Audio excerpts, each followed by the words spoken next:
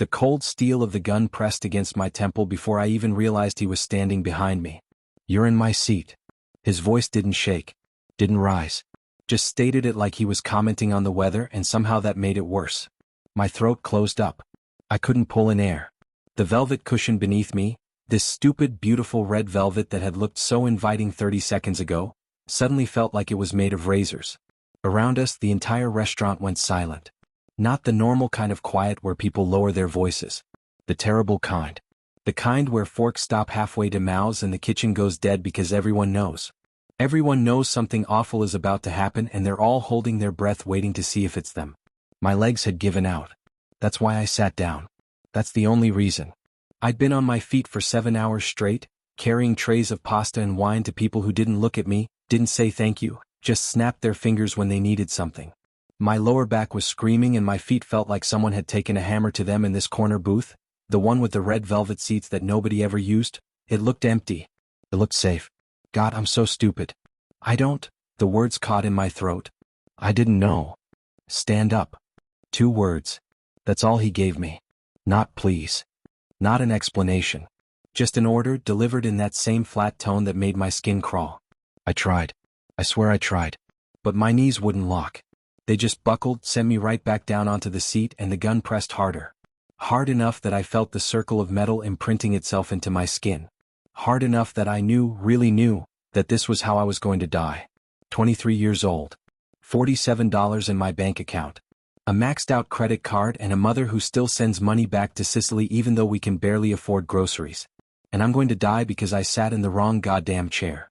But here's the thing you need to understand, and I didn't understand it then, couldn't have understood it. This wasn't just about a seat. This wasn't about me being some exhausted waitress who made a stupid mistake.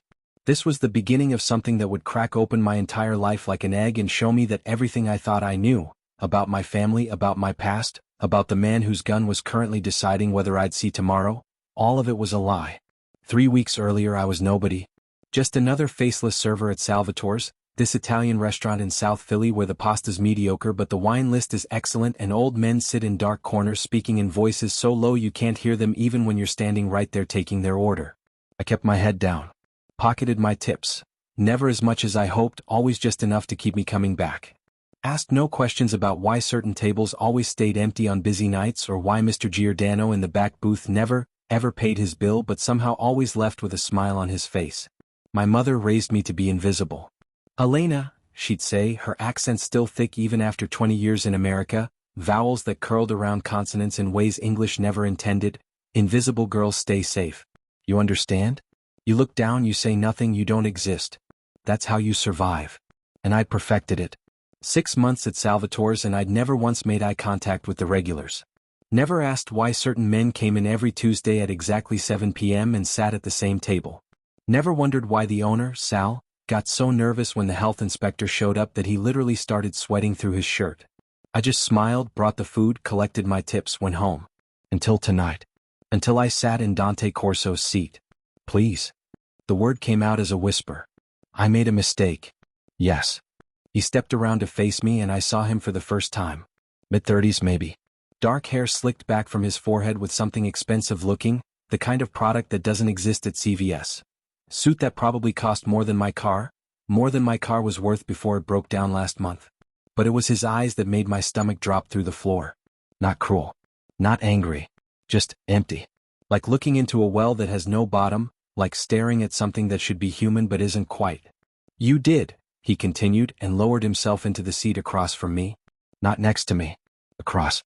Like we were about to have dinner together. Like he hadn't just threatened my life. My hands found the edge of the table without me telling them to. Gripped it. The white tablecloth bunched under my fingers. Dante. A woman's voice cut through the silence, sharp enough to slice. She's Rossi's daughter. Everything changed. His expression didn't soften. Nothing about him could be called soft, but it shifted. Recalibrated. The gun came down, disappeared into his jacket so smoothly I almost wondered if I'd imagined it. Almost. Rossi's. He studied my face like he was reading something written there that I couldn't see. Marco Rossi? I nodded. My voice had abandoned me somewhere around the time the gun appeared. The entire restaurant seemed to exhale at once. Silverware clinked. Someone coughed. The kitchen started making noise again. But Dante's eyes never left my face. "Then we have a problem," he said, and his voice carried this odd note of satisfaction, like he'd just solved a puzzle he'd been working on. "Because your father owes me something and he's 3 days late delivering it." My father. I hadn't seen Marco Rossi in 6 years. Didn't know if he was alive or dead or rotting in some prison somewhere. The last time I saw him was the night he left my mother bleeding on the kitchen floor, her lips split open and her eye already swelling shut, and I remembered thinking, good. Good that he's leaving. Good that we'll never see him again.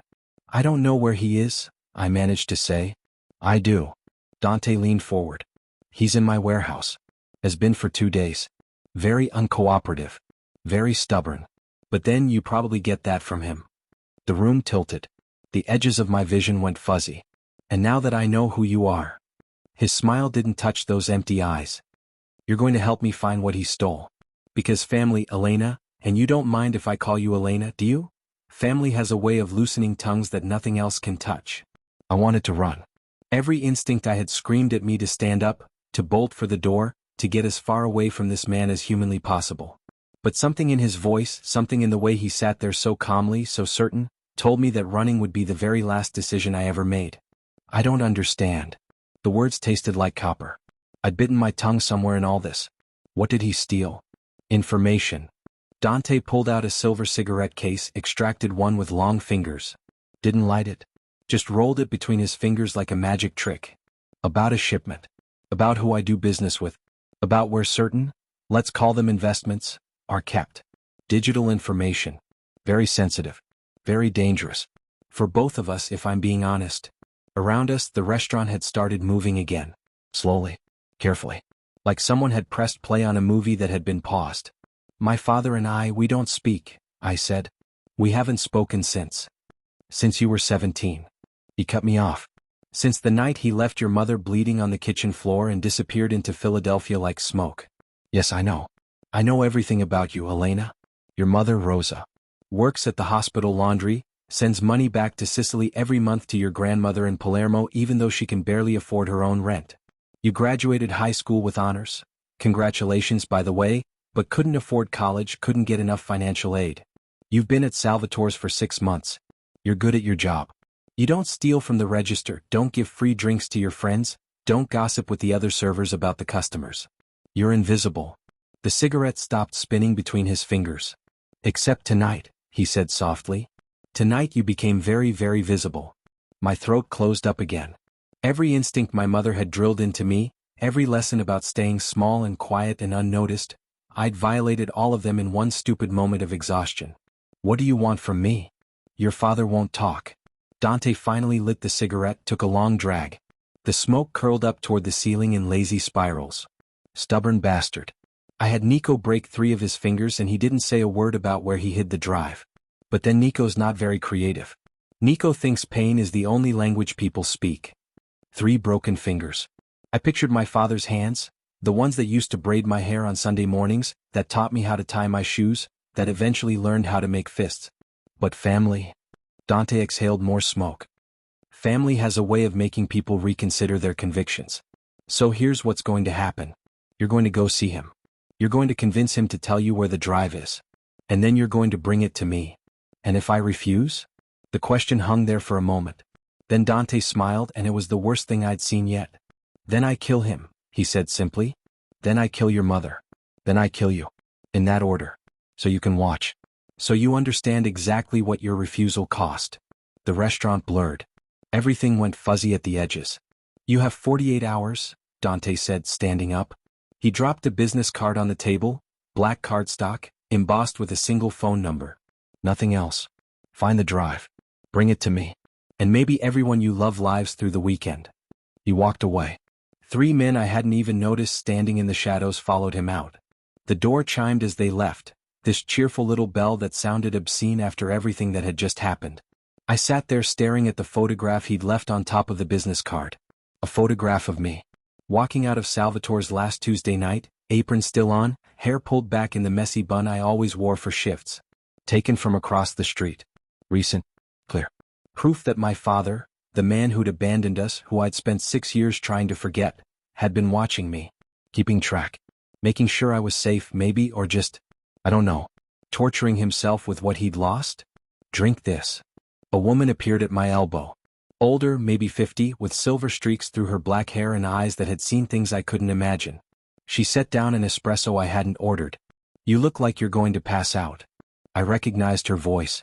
The one who'd told Dante about my father. Why did you tell him? My voice sounded like it belonged to someone else. Why did you tell him who I was? She sat down in Dante's abandoned seat. Because if I hadn't, you'd be in the river by morning. Dante doesn't tolerate disrespect. Sitting in his seat? That's about as disrespectful as it gets. I lifted the espresso with shaking hands. The cup clattered against the saucer. Your father made a mistake, she said quietly. He took something that doesn't belong to him. Something that could destroy everything Dante has built. But you need to understand, Dante Corso isn't just some businessman with anger issues. He's the head of the Corso family. In this city, that means he's judge, jury, and executioner all rolled into one very expensive suit. Then why give me a chance? She looked away. Because I knew your father. 20 years ago, before you were born. He was a good man once. Brilliant with numbers. Could make money appear and disappear like it was magic. He kept books for half the families in Philadelphia, made sure everything stayed clean, moved through the right channels. She paused. I'm Lucia, by the way. Dante's. Let's call me his advisor. What happened to him? To my father? Lucia lit her own cigarette. He got greedy? Or scared? Maybe both. It's hard to tell the difference sometimes. 5 years ago he started skimming. Little amounts at first, hundreds not thousands. Then bigger. Then he disappeared with client lists, account numbers, routing information. Everything that could destroy the people who trusted him. My father. The man who used to read me bedtime stories about princesses and dragons. Who made pancakes shaped like Mickey Mouse on Sunday mornings. So Dante wants revenge. Dante wants the drive. Lucia's expression hardened. Because that drive contains more than just financial records, Elena. It contains information about police officers on his payroll, judges who've taken bribes, politicians who owe favors. If that information gets out, the entire organization collapses. People go to prison. People die. And Dante. She met my eyes. Dante doesn't lose. Ever. I felt the weight of the business card in my pocket. The photograph of myself, proof that I'd been watched. I don't know how to do this, I whispered. I don't know how to find him, how to convince him, how to. Yes, you do. Lucia stood up. You're Marco Ricci's daughter. You're tougher than you think. She dropped some cash on the table. 48 hours. Use them wisely. Then she was gone too, and I was alone in Salvatore's with a cold espresso and a death sentence hanging over my head. I called my mother from the bathroom. Locked myself in a stall and dialed her number with trembling fingers. Elena? Her voice was thick with sleep. What's wrong? It's almost midnight. Everything was wrong. I need to ask you about Dad. Silence. The kind that stretches out and fills with all the words neither of us wants to say. Your father is dead to us, she said finally, her English getting sharper the way it always did when she was angry. We don't speak his name in this house. Mom, please. I just need to know. No. Final. Absolute. The voice she used to use when I asked for things we couldn't afford. Whatever you're thinking about, whatever he's dragged you into, stop. He brought darkness into our lives once. I won't let him do it again. He's in trouble. Good. The word cut like a knife. I hope he suffers for what he did. I hope he feels every bit of pain he caused us. Mom? Don't call me about him again, Elena. I mean it. That man is not your father. Not anymore. She hung up. I stood there in the bathroom stall, surrounded by graffiti that said things like, Sal is a cheap bastard, and Maria plus Tommy forever, and I realized I had never felt more alone in my entire life. The business card sat in my palm. Black. Heavy. Expensive cardstock that probably cost more per sheet than I made in an hour. I had 48 hours to find a man I hadn't seen in 6 years, convince him to give up information that could get him killed, and deliver it to a monster who'd already threatened to murder my entire family. I dialed the number. Dante answered on the first ring, like he'd been waiting for my call. Elena, he said, and I could hear the smile in his voice. I'm glad you're being reasonable about this. I need to see him. My father. I need to see him before I agree to anything. Smart girl. Trust but verify. I respect that. Keys clicking in the background. Lucia will pick you up in 20 minutes. Come downstairs. I didn't say I was home. You're at Salvatore's. In the bathroom. The stall on the left. Pause. I told you, Elena. I know everything.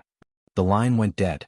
I looked up at the ceiling of the stall, at the water-stained tiles and the flickering fluorescent light.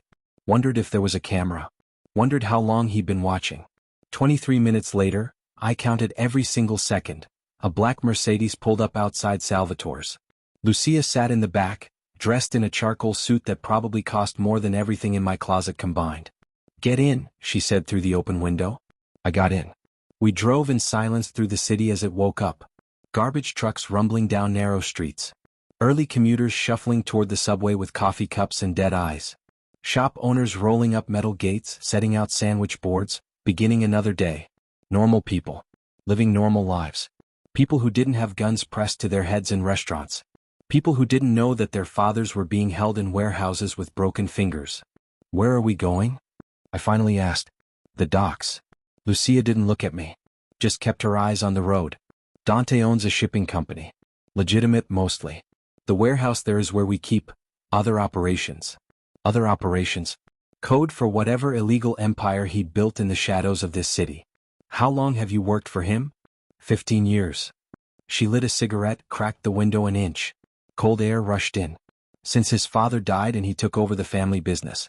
I was his father's accountant. Dante kept me on because I know where all the bodies are buried." Metaphorically and literally. The way she said it, so casual, so matter-of-fact, made my stomach turn. "And my father? How did you really know him?" She was quiet for a long moment. Just smoked and drove. "Then, we worked together. Before Dante. Before everything went to hell. Your father was an accountant. Best one in the city. He had this gift for numbers, for seeing patterns nobody else could see. He kept books for half the families in Philadelphia. Made sure money stayed clean, moved through the right channels, didn't leave trails. So he was a criminal. He was a man trying to survive in a world that doesn't reward honesty." She flicked ash out the window. "What happened to your mother, Rosa? That wasn't his fault." "Not directly. He got in too deep, owed money to the wrong people. They used Rosa to send a message.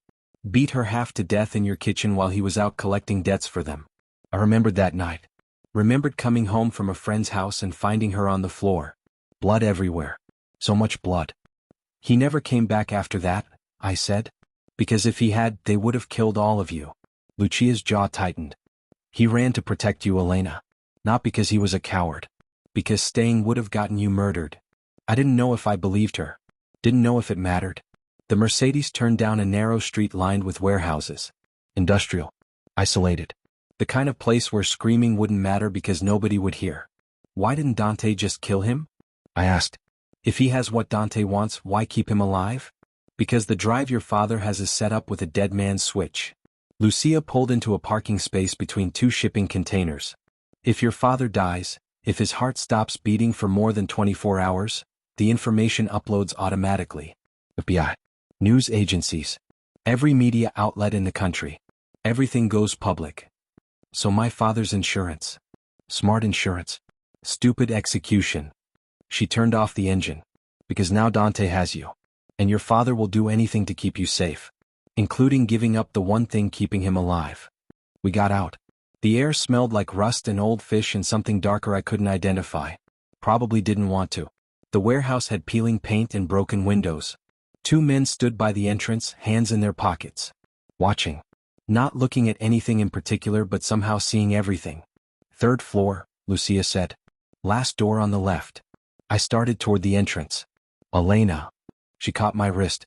Her grip was strong. "Whatever he tells you in there, remember, people say anything when they're desperate. Including lies. Especially lies." I pulled free and walked toward the warehouse. The men at the entrance didn't stop me. Didn't even look at me directly. Just watched me pass with the kind of attention that made my skin crawl. Inside, the warehouse was exactly what I'd expected. Concrete floors. Metal stairs. The smell of rust and decay. My footsteps echoed as I climbed. First floor, second floor, third. Last door on the left. I stood there with my hand on the doorknob, and I realized I wasn't ready. Wasn't ready to see what 6 years of running and hiding and desperation had done to the man who used to make Mickey Mouse pancakes. But ready or not, I was out of time. I turned the knob, pushed open the door, and saw my father for the first time since the night he left us bleeding. He looked smaller than I remembered. That's what hit me first. Not the bruises painting his face in shades of purple and yellow, not the dried blood on his shirt, not the way his left hand was wrapped in gauze-stained rust brown with fingers bent at angles that made me want to vomit. Just how small he seemed. How ordinary. The man who'd haunted my nightmares for 6 years was just a man. 50-something, gray creeping through the hair I remembered being black, lines carved deep around a mouth that used to smile. He sat in a metal chair with his hands zip-tied to the armrests. When he saw me, something broke across his face. Relief and grief and terror all mixed together until I couldn't tell which was winning. Elena. My name came out strangled. Like he was choking on it. Oh God. Elena, no. No, you shouldn't be here. You need to leave. Now. Before they what? I closed the door behind me. The lock clicked. The sound echoed in the empty room. Before they kill me? Too late, Dad. I'm already part of this. He stopped struggling against the restraints. Just stared at me with those green eyes, the only thing I'd inherited from him besides his stubborn streak, and I watched him understand exactly what had happened. They sent you to make me talk. Not a question. His voice went flat. They sent me to find the drive. I pulled over a second chair, the metal legs scraping against concrete. Sat down facing him. Close enough to smell the copper tang of old blood mixed with sweat and fear. What you're going to help me do. Because if you don't, Dante kills Mom. Then me. Then you. In that order so you can watch. I can't. Can't or won't. Both. He looked down at his broken hand. The fingers were swollen purple, bent at wrong angles that made my stomach clench. If I give him that drive, hundreds of people die, Elena. Families. Innocent people who trusted me to keep them safe. What about our family? The words came out sharper than I meant them to. What about Mom? What about me? Are we worth less than your guilty conscience? He flinched like I'd slapped him. You don't understand what's on that? Then explain it to me. I leaned forward. Explain why you've been watching me for 3 years but never spoke to me.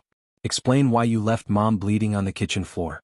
Explain why any of this matters more than the people you supposedly love. Silence. Heavy enough to crush. Then quietly, your mother isn't your mother. The room tilted sideways. The floor dropped out from under me. What? Rosa.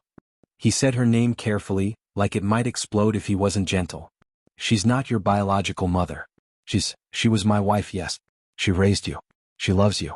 But you're not hers. Not by blood. My lungs forgot how to work. I couldn't pull in air. You're lying. I wish I was. He looked at me with something that might have been pity or might have been grief. Hard to tell. Your real mother died when you were 6 months old. Murdered. By the same people I've been hiding from for 23 years. The walls were moving closer.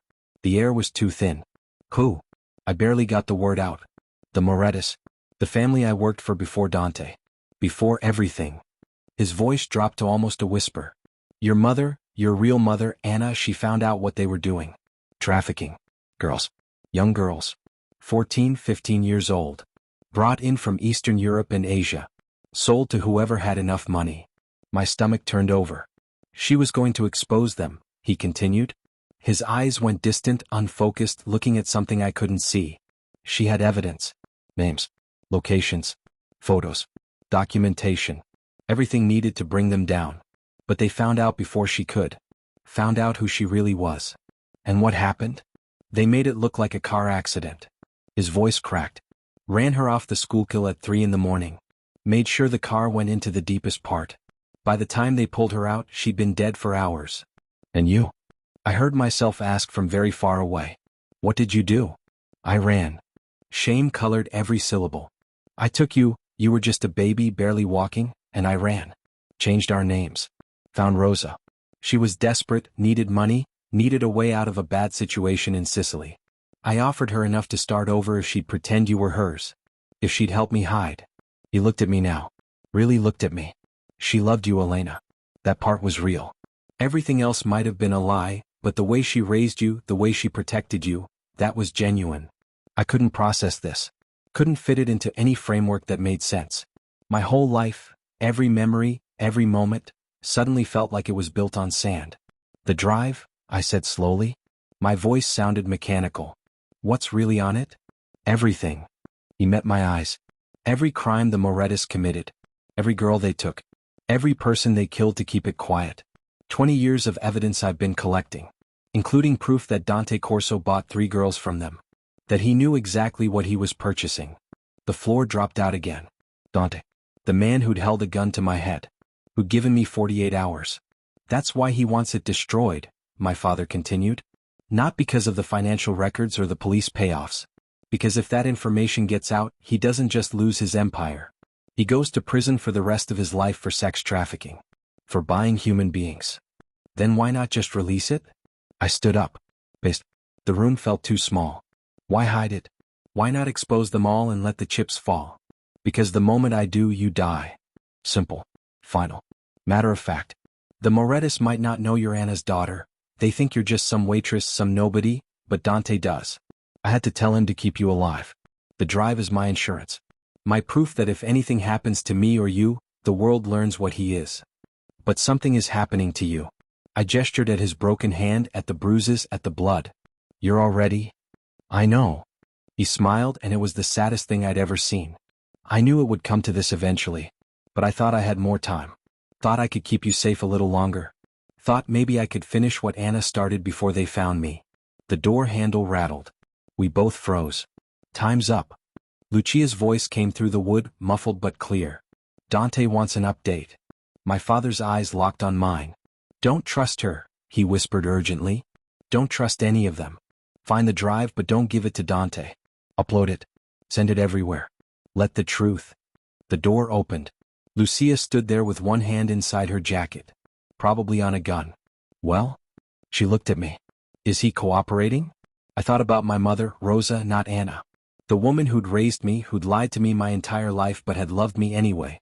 I thought about girls younger than me being bought and sold like furniture. Like objects. I thought about Dante's empty eyes and his calm voice promising death in 3 distinct stages. Yes, I heard myself say. He'll help me find it. My father's face went white as paper. Good. Lucia stepped aside. Then let's go. Dante's waiting. I stood.